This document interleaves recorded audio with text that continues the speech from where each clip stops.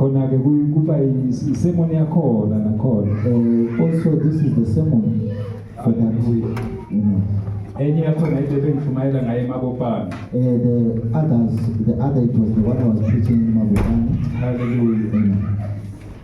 Kodwa ke ngenxa yesikhathi, but because of time, namhlanje ngizoyikhanda kaphishana. I will just have a short one. Ngoba kunezinto ezishaya imishado bazalwane. Because there are many things that are hitting into marriages. Uyabona la angisho besifunda ngeorder kaNkulunkulu. Here we were speaking about the order of God. Ningasuki ku-order kaNkulunkulu. Don't move away from the order of God. Umshado number 1 uyinto evela kuNkulunkulu, i-order kaNkulunkulu. Marriage, it is something that is come from God. It is the order of God. Ama-families nayo kufanele bayazi. The families must know this first. Lithi iBhayibheli, The Bible says, indoda a man, iyoshiya it will leave uyise nonina the mother and the father, and then cleave to his wife. kuhlumbela la ihlumbu bazali. This is very sad to parents. Mayesezwa ukuthi indoda yakhe Knowing that his son uyise nonina must move away from his father and his mother, and now cleave to his wife. angisho ukuze akhe umuzi wakhe, Because to build his house, njengoba umzali naye akha wakhe umuzi, as much as the parent also built his own, naye funeka akhe wakhe umuzi he also needs to build his own. ukuze awakhe umuzi So that he builds his own, uyanamathela he cleaves kumkakhe. to his wife. Kodwa ke futhi la ekunamatheleni Here in cleaving, kunomthetho kaNkulunkulu there is a law of God awubekile evangelini wendlela yakhe. that he has put it according to his will. Ukhuluma into yokuqala kubomama, He speaks one thing in women. uthi bomama thobelana nabantu. Women, submit to your own husbands. Besathi madoda thandana umlilo. Men, love your own wives. Hallelujah. Amen. I-order lelo likaNkulunkulu. That is the order of God. Uma kungasuka umzali esezongena kuleli order, If the parent comes and enter into this order, iyalimala i-order. so that means now the order of God is now distracted. As much as umzali naye anamathela kumyeni wakhe, As much as kumama wakhe, As much as the parent also went to cleave to his own partner, kanjalo nalo ofanele anamathela. also this one must also do Bese lithi ke lokho uNkulunkulu akuhlanganisile, that. What God has put together, mangahlukaniswa. let no man separate. Hallelujah. Amen. Ngenxa yesikhathi Because of time, ngoba nje sizothandazela sibabeke izandla. we will pray and lay hands upon them. Incwadi yesihlabelelo, the songs of songs, Can we study the book of Songs, chapter number 3, chapter number 3, verse number 5. verse number 5. Yes, verse number 5, Songs of Solomon, chapter number 3. chapter number 3. Isihlabelelo sezihlabelelo, chapter 3, verse 5. Yes, Verse 5. yes. Yanifungisa madodakazi aseJerusalema ngezinsephe nangezindlu zelekazi zasendle, ukuba ningalunyakazisi, ningaluvusi uthando lungakavumi.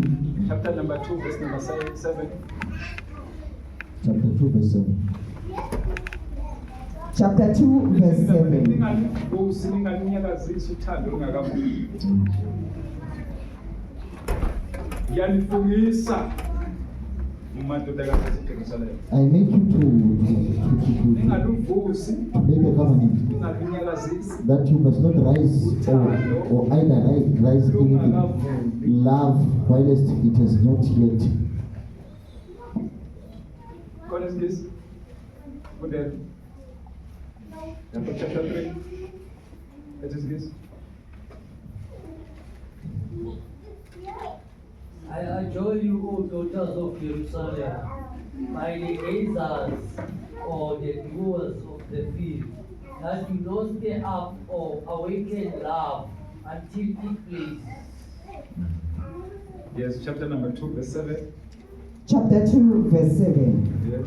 Yanifungisa madodakazi aseJerusalema ngezinsephe nangezindluzelekazi zasendle ukuba ningalunyakazisi ningaluvusi uthando lungakavumi. Iphinde into eyodwa. It speaks the same thing, right? Khuluma ngoSolomon la. I'm speaking about Solomon here. Chapter number 8, verse number 4. Chapter 8. Very simple chapter. Chapter 8 verse 4. Yes. Ngiyanifungisa madodakazi aseJerusalema ukuba ningalunyakazisi ningaluvusi uthando lungakavumi. Umhlaba ngendlela wena umone ngawo uNkulunkulu. The world, the way it has sinned before God, Uqala nje ukungena emshadweni kaNkulunkulu bengenayo uNkulunkulu. the first thing is to enter the marriage of God without God. Yabona uma ungena emshadweni uNkulunkulu engekho. You know when you're entering a marriage whereas God is not, Abantu bayazondana, abantu bayabulalana, abantu bayenza yonke le nto. people hate each other, they are killing themselves, they do all things. Kusho ukuthi umuntu nomuntu bayengena othandweni So that means each and every person, once he enters into love, ngokwenkolo yobuKristu according to the belief of Christianity, noma ngokwenkolo yakwaIsrayeli. or according to the belief of the Israelites, Beka umuntu nomuntu aqala abe nobudlelwano noNkulunkulu. each and every person must have a relationship with God. Othandweni kungeneka kahle uma kunobudlelwano noNkulunkulu. In love, you enter very well once you have a covenant with These God. days kutholakala abantwana all over the world These days we find children all over because of the the world lack of knowledge. because of pedagogy. Manje nalo uthi la uSolomon Solomon here, uba uphinda kaningana. he repeats many times. Fungisa ngiyanicela bantwana baseJerusalem. He says, I beg you, children of Jerusalem. Ngiyacela bantwana bakaNkulunkulu. I beg you, children of God. Ningaluvusi uthando. Don't stir or rise love. Ningalunyakazisi uthando. Don't stir love Lungakavumi. while it has not yet agreed. Ungangena othandweni. Once you enter into love, Lungakavumi. while it has not yet agreed, Ngishayana ngiyahudulana othandweni. we are beating each other, we're putting each other. It is very bitter Nyakaziseni in love ngakavumi. because there was no love from the main beginning. Shayana othandweni. Kuyaliwa. They are fighting in love. Kwenzeka yonke into. There are too many things that are happening. Maninyakaziseni ngakavumi. Once you have raised it without it agreeing, Hayi sibathandazela ngizungena deep. I will pray for them. We will not Proverbs enter deep. chapter number 7, Proverbs chapter 7, verse number 10. verse 10.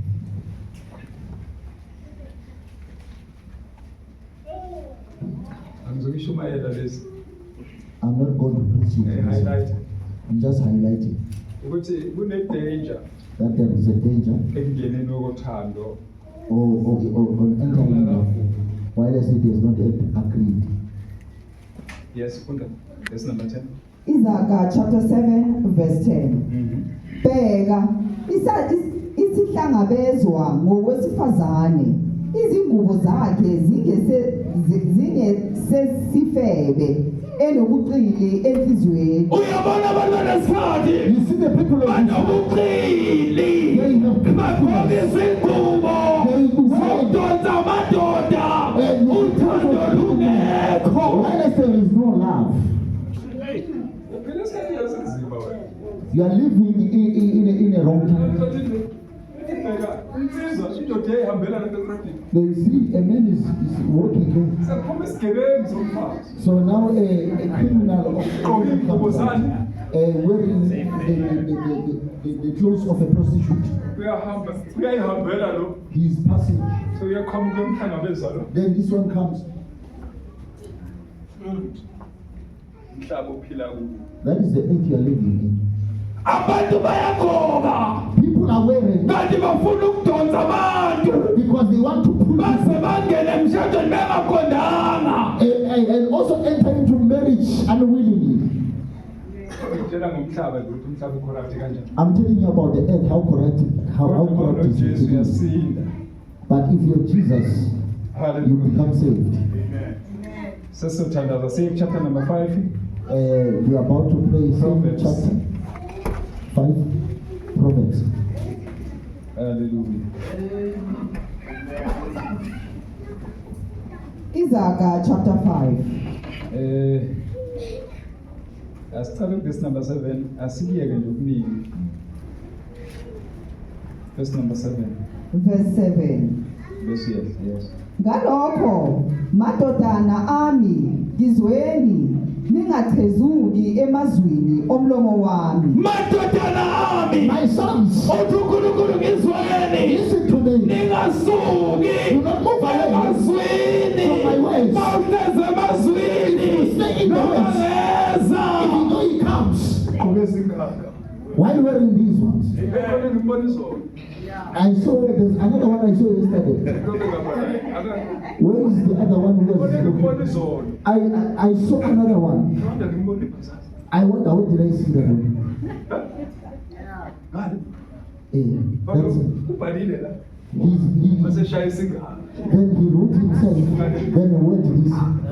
I was like, Manje bangagcinile amazwi, but those who kulula ukuwa, it is very easy. kulula ukulandela, It is very wabagqoke easy. njengesifebe. Those who are wearing like prostitutes. We are not swearing here, we are speaking the word. The earth is polluted. I saw another one yesterday.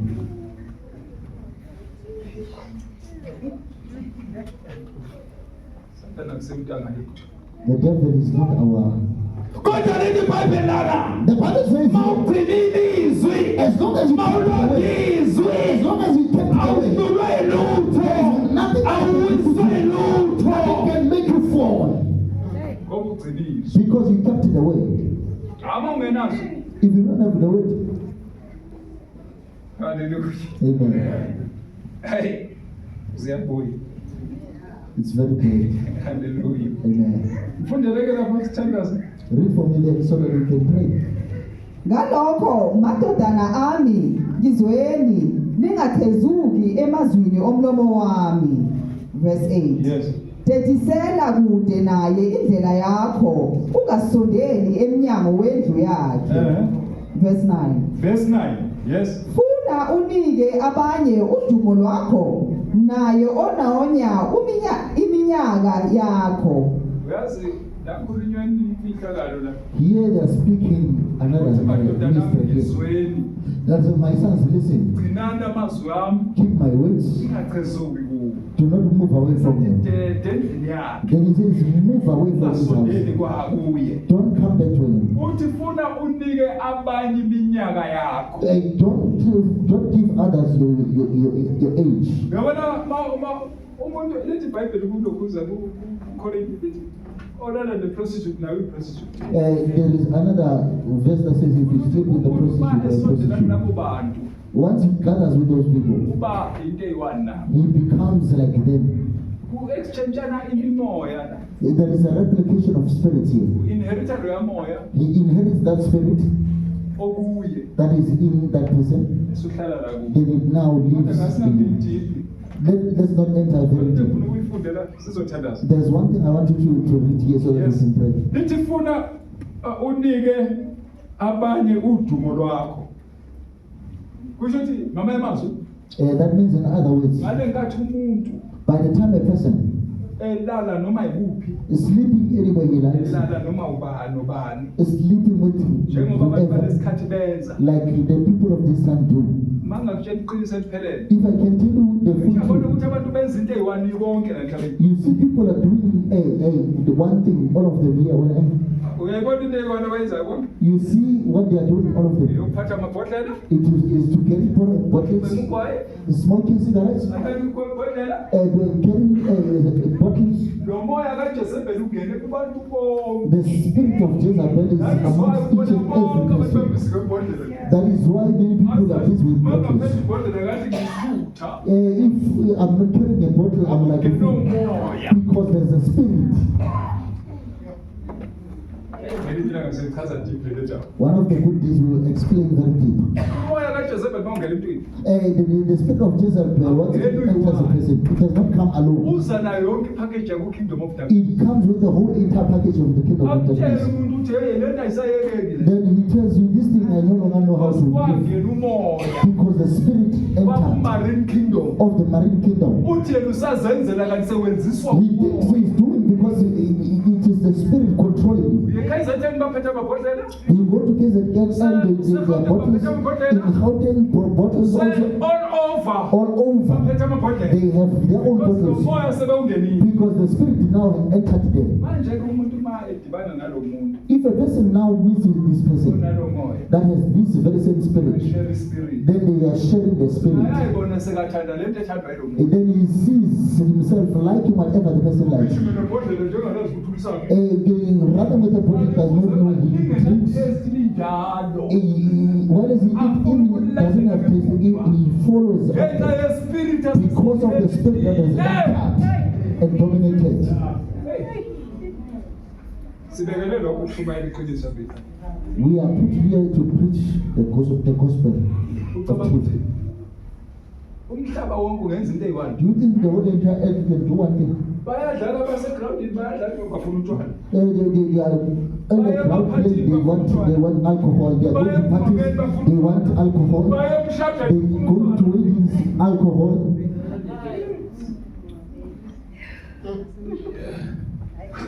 Spirit is such a- This is the spirit of Jezebel. Umhlaba It's full in the whole entire world.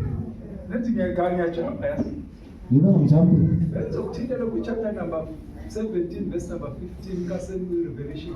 I was gonna open a revelation Ngikuzwise nje kahle kahle ukuthi ukuphi isikhathi ophila kuso. so that I can tell you which time you are living in. Ngikuzwise nje ngababomu. Just Leso sele sesiyiyeka le. we will just leave this one like Ngoba this le ijulile le. because this one is deep. Lithi funa unike abanye udumo lwakho. Naye ononye iminyaka yakho. Ubona uma uslip around. Ushare iminyaka nabantu abandlule lapho kulungu. If you are walking around, you are sharing years with the people. If you have 20 years, Kanti lapho kulowo muntu bekulala umuntu ona 40. on the person, the person you are with, that means you are now sharing years with the person. Bese kamoya instead. wena sewuyafana naloya muntu. In the spirit, you are like that person. That's why we sleep around kwabantu. That is why to sleep around with people, Dangerous they kangaka. don't know how dangerous Usathane it is. iyona weapon yakhe asebenzisayo nakakhulu ukushaya umhlaba. That is the only weapon that the devil uses to strike the earth. Hallelujah. Funda lapho sizoya lapha ngikushayele lapha bese siyaqeda. Funda lapha. Read for me so that Chapter 7 number 5. Sifune siqede lapha. in chapter number 5. Verse 9, 10. verse 10. Yes. Funa abezizwe basuthe ngamandla akho, umshikashika wakho ube sendlini yomfokazi. Chaza ngelinye ilanga lokhu mangizolithuka. Funda. Verse 11. Uze ububule ekugcineni. Lapho umzimba wakho nenyama yakho kuqediwe. Verse 12. Lokhu ngizabuye ngikuchaze. Even this one, Ngoba mangachaza kuzithatha isikhathi. it will take time for me. Verse 12.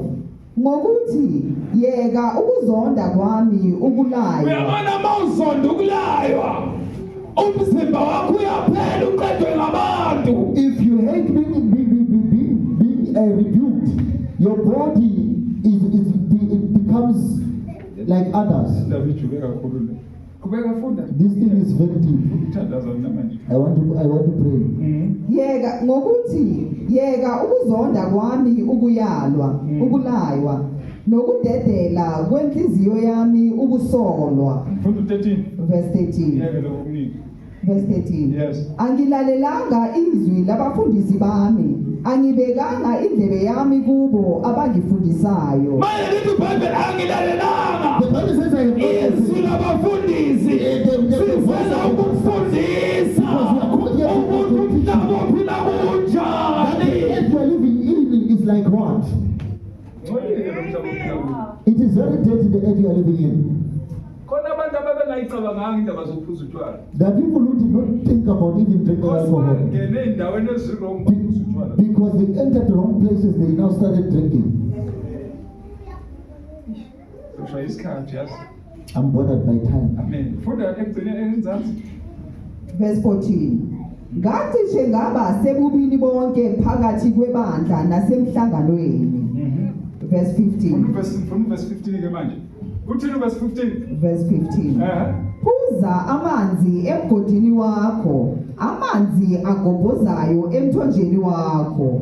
Funda gameni uthini le ncwadi ithi yenzani? Drink waters out of thy own wine cistern, and running waters out of thy own well. Sefuna ngichaze khona. Ayichazi yona le. Kumele ngichaze. Lethi phuza amanzi. The Bible says drink water. Gameni ukumthombo wakho. Where is your own? Phuza amanzi. Drink water Emthonjeni. in your own way.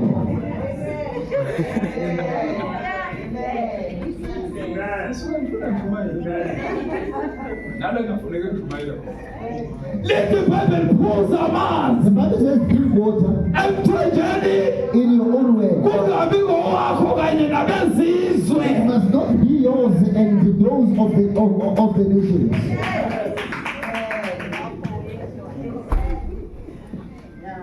Bambuphuza abantu namhlanje bahamba bephuza. Lapha esportini kuyaphuza. There in the Baphuza sport baphuza nasemthonjeni yabantu. they drink also to the ways of other people.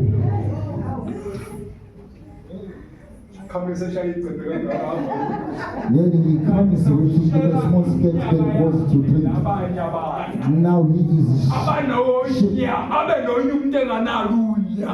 Then he, Inkinga waphuza emthonjeni yabantu. Laphuza khona wonke umuntu.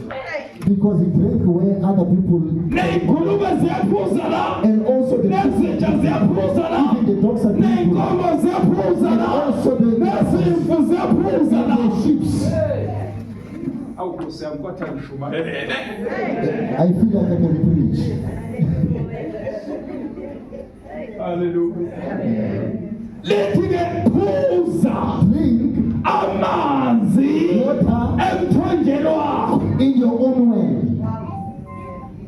Ungaphuza emthonjeni yabanye abantu. Go and drink in the way of Laphuza God. khona wonke umuntu. Where everybody is drinking. Umhlaba ukuleso stage manje. The earth is in that stage now. Lapho kuphuzwa khona endaweni konke kuyaphuzwa. In all places they are drinking.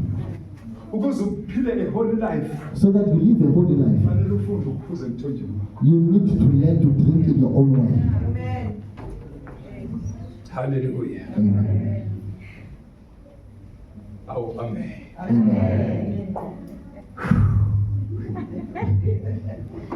Hallelujah. Asibuyele lapha kuyihlabelelo. Let's go back to the Songs of Solomon, Chapter number 5, verse number 16. 5 verse 16. 5 verse 16. Sesiyathandaza manje, sesiyakuyeka konke lokho okunye. We are praying we will leave all of those things. Ukuze uNkulunkulu ayedala umhlaba bazalwane ukuthi umuntu nomuntu abe nokuthina wakhe. So God has created the earth that each and every person Ngoba has kuthiwa ubambo lakho his kuba own. ubambo lakho until death. If it's your own rib, it becomes your own rib up until death. Kodwa abantu But people, ngokulahlekelana noNkulunkulu by them losing God nokulahla amazwi kaNkulunkulu and losing the words of God, basebenza noma kanjani emhlabeni. then they did anyhow on earth. And le nto abayenzayo, And the thing that they are doing, one day they will be accountable. one day they will be accountable. uNkulunkulu akanendaba wethu uyakholwa noma ukholwa. Uyamthanda uNkulunkulu noma umthanda. But ku judgment day you will be accountable. Either you love God or not. Umfundisi noma usumfundisi. You are a pastor or not, you are One not day a you will be pastor. accountable. One day you will be accountable. Manje lethi Bible phuza The Bible says, drink amanzi emthombeni wakho. water in your own way. Ngamanye amazwi So in other words, ubambo lakho lolu. this is your own. Uyena umthathile. This is the person. Uyena uNkulunkulu amnika yena. This is what God has Fanele ube given. You naye. need to be with this person. Yes. Sizothandaza. We will pray. Ngicela abaphakami bame la. Can they stand up and come here in front? wangapha baba wethu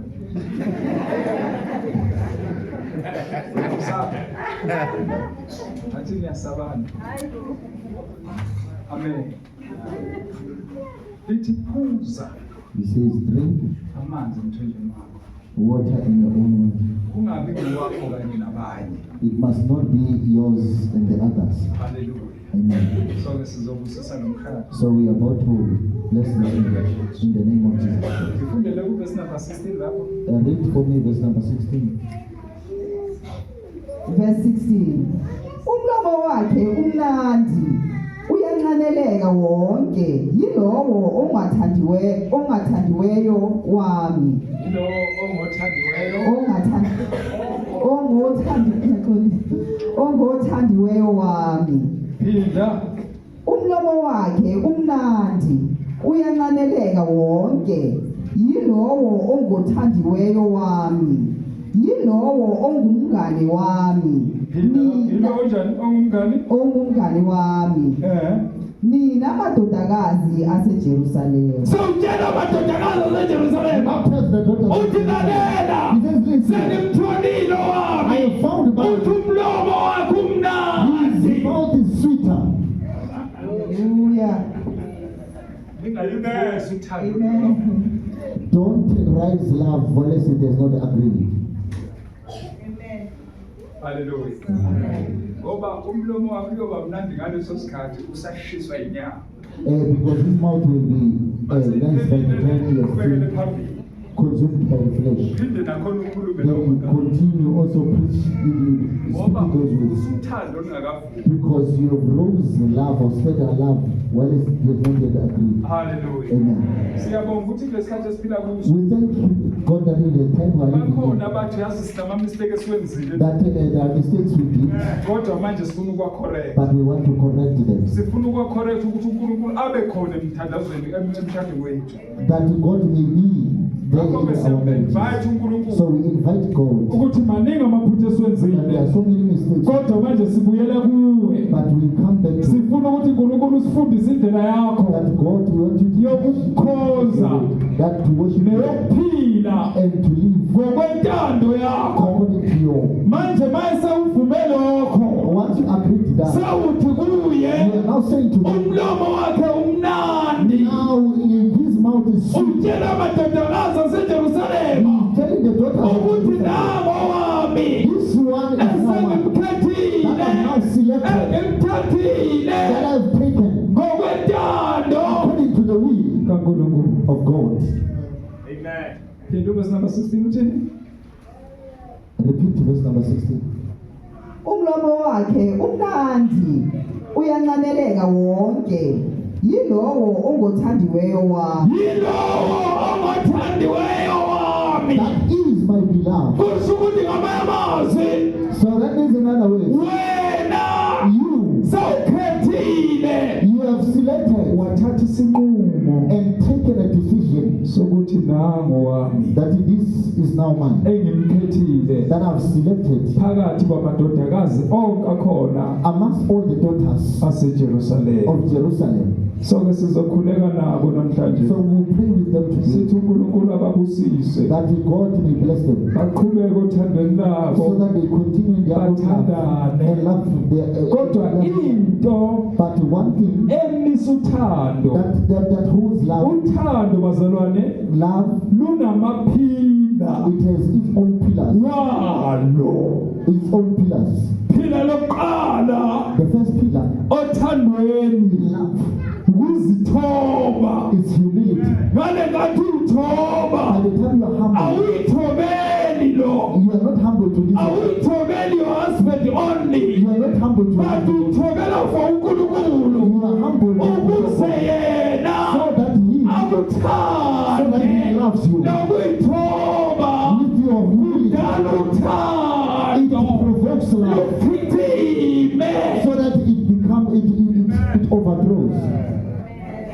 athi mayefika esitolo Once he gets into the store, vele ngisho into encane engayo he buys the small suit. zinala tinandisizam And he says, thekele lona here is my seed I bought ngale for khathi you. umbonga uthe ngiyabonga baba By the time you say thank you, uyayisola lo then this one is now athi ngendlela abonge ngayo the way he is. akasadeserve this He does not deserve this ukubuyela mercy. esitolo He wants to go back ayothenga ishokoleti to buy a chocolate, engaka a bigger one. ayilethe Then he brings it. uthi na uyibonga ngiyabonga njengosara By the ithi Bible fuzana usara the Bible says, be like nibe Sarah. njengosara Be like Sarah. appreciate it doesn't matter how small it is You appreciate your interest now. amtshela uthi ubengithengela le nto le nto bengizoyithengela Don't tell him that, don't buy me this thing, I was going to buy it myself. uyanhliphisa uthando So you are destroying love. that's why chapter 14 now Chapter 14 then, Proverbs in Proverbs, uzokutshela he will tell you. haleluya Amen. luthi umfazi oyisiwula He says, a foolish woman, uyawakha umuzwa oyisiwula uyawudilisa he destroys his own hands. ngezakhe izandla With his own hands. ungabi ithuluzi lokudilisa umhlato wakho Don't be a tool of destroying your own ngokutshela hands. labo baba By telling these fathers, leyo mthengele yona mina bengathenga the best than lo that the one you bought me, I was going to buy the best. it doesn't matter how small it is appreciate Kungakhathaleleki ukuthi mncane yabo. wakho uthando ngapha By the time you appreciate, you are building love. haleluya Amen. kodwa uma unga-appreciate But if you don't appreciate, dilisa uthando you are destroying love. yaluwisa You are destroying love. uyasuka ahambe esitradini athi ehambe esitradini As he walks on the street, ukamkusisa futhi asibefuna ukuthenga isinkwa he will say, my brother, I want to buy bread. nge-50 cent If you can just add on me 50 cent, then he gives nge-50 cent that 50 cent. hey appreciate ngazathi uthenga isinkwa so Then that person appreciates as if like you bought the whole entire bese bread. kuvela lo mbuzi Then this thing comes. This person, I give this person kube 50 ngazathi cent. ngithenga isinkwa As if like I bought the whole entire bread. sekuyamtshontsha He is now stealing that person. ngoba wena ukwazi uku-appreciate Because you fail to appreciate. so ibhayibheli lithi-ke bazithobe The Bible says that they must humble abomama themselves. iyodwa inkonzo abanikezwe yona Women, there's only one service for akusekho people. ukuyithoba angikutshele lokhu It's not easy to humble yourself. bomama Let me tell you this. iqiniso eliphelele Let me tell you the full truth. uyabona iy'nkomo You see cows, iy'mbuzi the goats, izimvu and the sheep. all the domestic animals Zonke iy'lwanyana. bano in charge kuwo umuntu angisho Who is in charge is it? because It's a person, uNkulunkulu right? wayithobisa iy'lwane emntwini Because those animals, he made them humbled to men. kodwa-ke omama But women, akabathobisanga he has not uyeke nje subjected. nayo ikharektha yenu He left them with that same kind. wanika izwi He gave you the word wathi zithobeni that be humble. anifani ney'lwane You are not like iy'lwane animals. that's why inkomo ngawuyenze lutho A cow, you cannot do mathiwe anything. isuke ubuvelithi bawo If it has its own value, ngezizwe ihlamba inkomo you cannot kodwa slaughter ngenxa ukuthi it. uNkulunkulu wayithobisa kumuntu But because he made it subjected to men, that's why inkomo iyavuma uyibophe ngelabo that is why it allows you to, inamandla amakhulu nawo inkomo even though it has too much power kodwa than you, uNkulunkulu akayidedelanga ukuthi la mandla iwadedele but he did not allow its power to, but he made it humble. kodwa bomama kabathobisanga But mothers ukube did not. izwi He spoke the word. ukuthi mabazithobe They must be humble. emadodeni In their abo own husbands. vele kanti bethoba By the time they humble bakhe themselves, uthando kakhulu the love is growing. haleluya Amen. uyamuzwa ke lo verse number 14 uthi Do you hear this verse number 14 now? uthi owesifazane ohlakaniphileyo uyakha indlu yakhe manje abahlakaniphileyo bayakha Those who are wise are building now. akwathi omunye ubaba wathi umyeni ubaba uhusband yakhe ayinamali He says, my husband is very well. And he knows very well that he yena is, unayo and he is man. kodwa maye efuna ukwenza into When he wants to go, ukabi ibhota athi hayiye konke kwenziwa yini he does not, he is not bold. Uqala uthi, baba ngakwenza Baba, must I do this? Athi, baba akunalutho I don't have anything. Athi ayikho le yami ekhona ngisebenzisa He says, I have mine. Must I use it? Then it's humility. Athi hayi mina nakho. Not because I have, and you are the one who does not have. Bulala umshado wami. Then you are destroying your own marriage. Hallelujah. Amen. Baba egameni kaJesu namba abantwana bakho moyingcwele beze kuwe. Maningi ama-mistake esiwenzile endleleni kodwa Nkosi uma siza kuwe siyabuyiselwa Nkosi ebukhoneni eplaneni lakho. Baba uyasakha usiqale kabusha ngegama likaJesu Kristu waseNazaretha.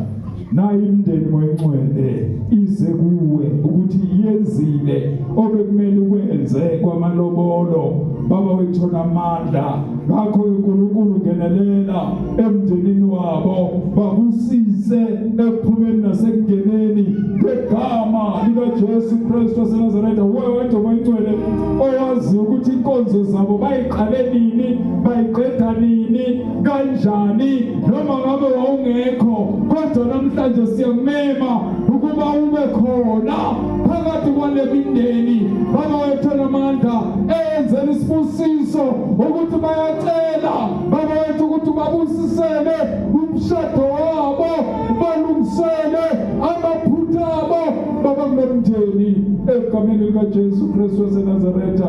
Siyakhuleka moyingcwele moya wezulu moya kaNkulunkulu sithi Baba benzele umusa hamba nabo indlela yonke bafundise indlela zonke bafundise ukuthobeka bafundise ukuthandana bafundise ukulolwa kuwe egameni likaJesu ngoba wena Nkulunkulu uma uyindlu Baba beyakha abantu wena ungayakhi abayakhayo bayakhela ize. Siyabonga Baba wethu namandla moyingcwele usisakele mndeni egameni kaJesu Kristu waseNazaretha.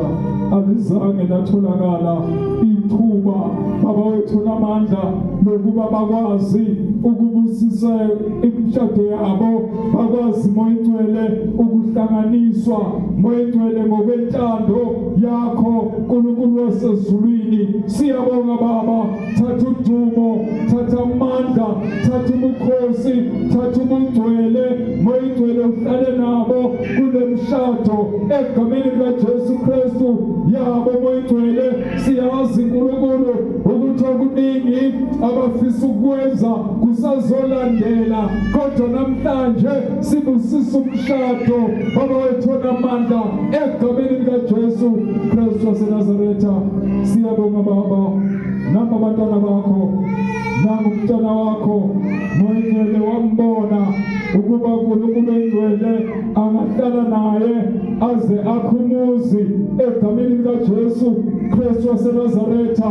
Siyababopha Baba wethu ebandeni likamoyingcwele sithi Baba wethu babusise egameni likaJesu Kristu waseNazaretha.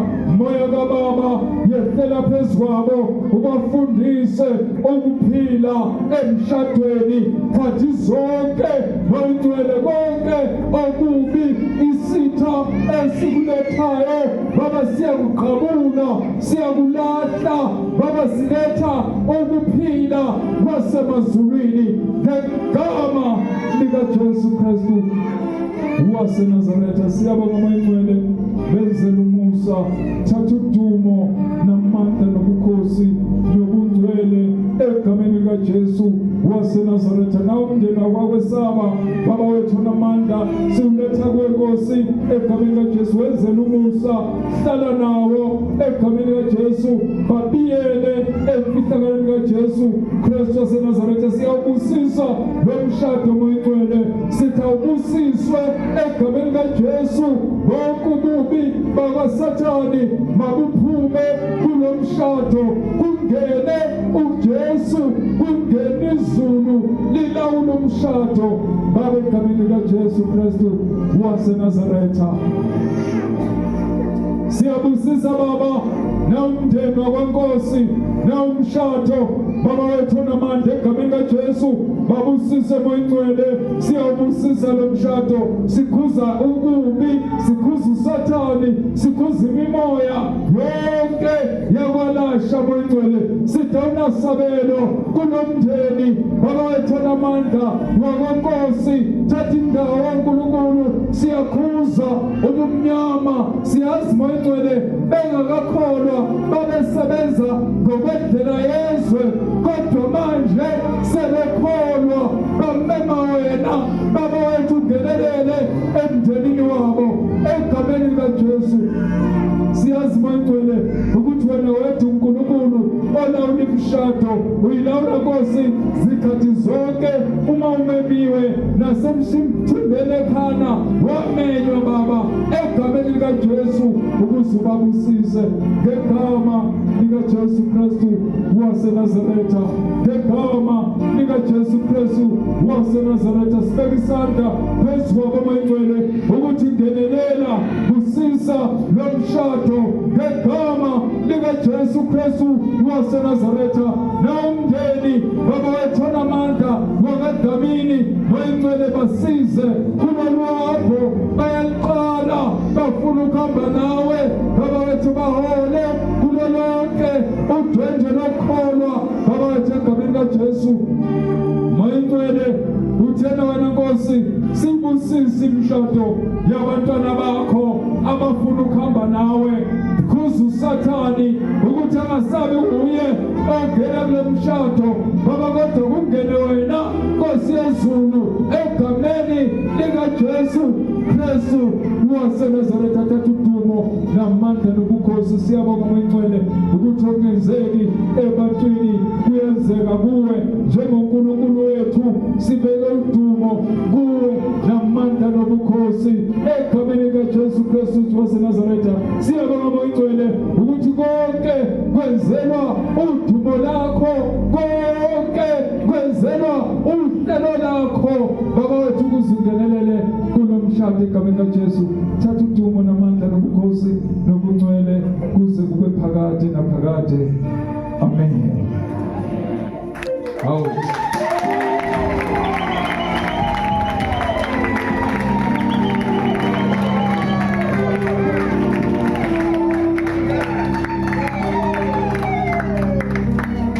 haleluya awuzadla bazalwane ezincane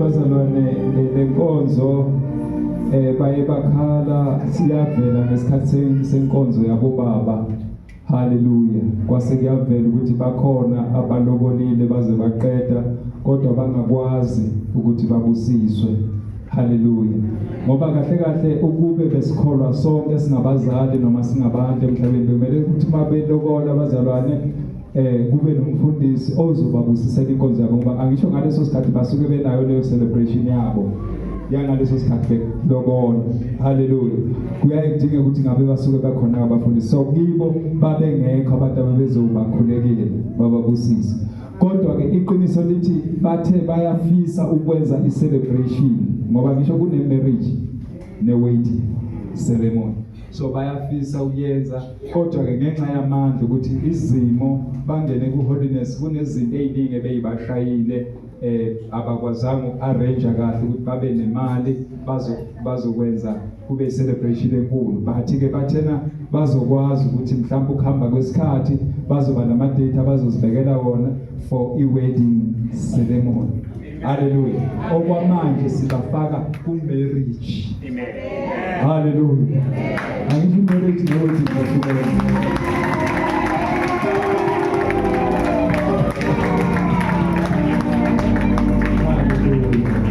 so bayafisa ukuthi babe nawo nje ama celebration wabo bazithengele okuthize abafisa ukuthi ba celebrate ngakho ngaleso sikhathi kodwa ke bathena uma sebenemandla bayokwazi ukuthi ba announce ukuthi hayi bazalwane siyacela ukuthi lenkonzo zethu siziveze ngokwehlukana kwazi ukuthi masebefuna ukucelebrate bayokwenza amen so